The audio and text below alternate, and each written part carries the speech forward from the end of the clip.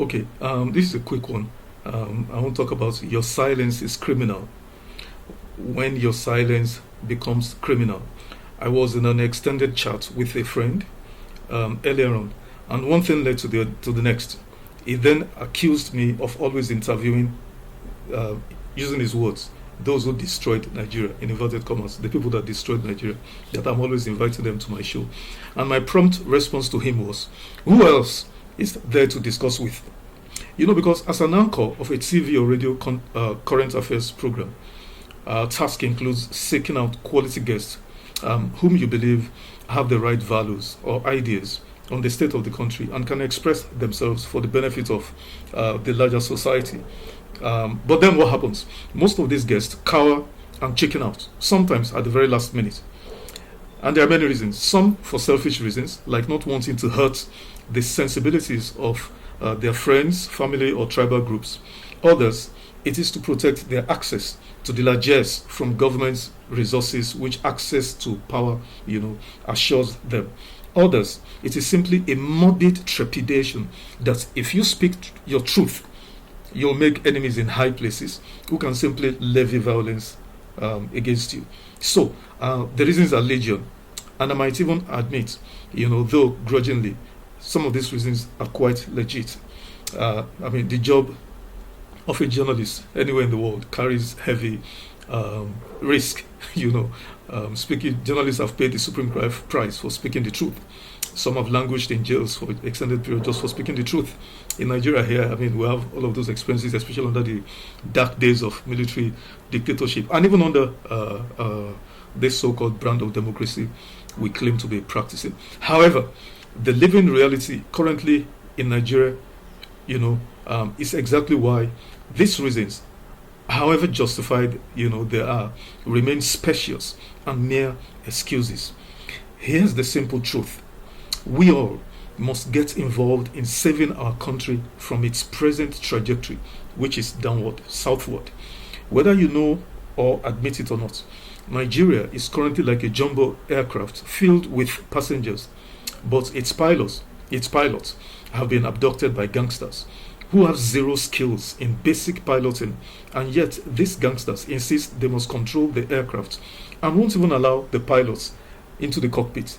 I mean, if as gangsters you hijack an aircraft and you have zero piloting skills, and then you take out the pilots, not that you kill them, but you just put them under, you handcuff, suppress them, overwhelm them.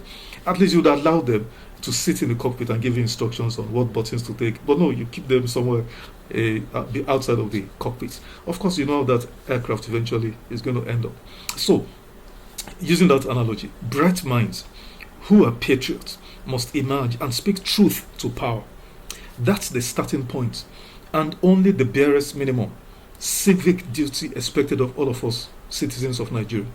Sitting on the fence and pontificating in your bedrooms and living rooms as experts on rocket science, moon landing, not to talk about economy, governance, and all of those. Nigerians are experts on everything and anything on the sun, even mass landing and all of those. All of those pontification in our bedrooms and living rooms or beer parlors is sheer foolishness, utter foolishness. As you have seen, this farcical refrain of get your PVC, 2022-23, the noise everywhere was get your PVC, get your PVC. We're going to vote out these people, all this, criminal structure of criminality, these bandits, we're going to take them out. Okay, we've all gotten our PVCs last election. What happened? As you can see now, that refrain is a joke because it will not change anything.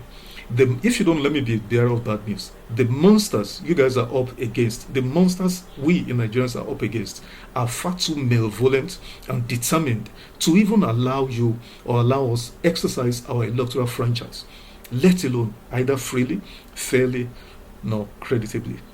Silence, like I said at the beginning, your silence or my silence isn't golden. It's actually criminal. And evidently, non-participation in the process is why we have enabled the bandits, both those in the bushes and our various government houses, hijack our collective destinies with the dire consequences imminently confronting us. So, get involved. Stop supporting crimes, corruption, and bad governance. And stop being bigoted. Stop being bigoted. It's the first original sin perpetrated against Nigeria. The first original sin levied against this country. The first original crime levied against Nigeria was bigotry, or is bigotry, because it's ongoing. In fact, it's become metastasized, it's worsened drastically. Speak out against this, whatever the personal cost to you. Set aside your petty and selfish benefits for the sake of Nigeria. Then also, join other patriots to organize rather than agonize in lawful activities to sensitize and mobilize Nigerians everywhere on saving this blessed and beautiful country that's been messed up so badly. These are the basic minimum patriotic duties before all of us Nigerians. Thank you for listening, and bye for now.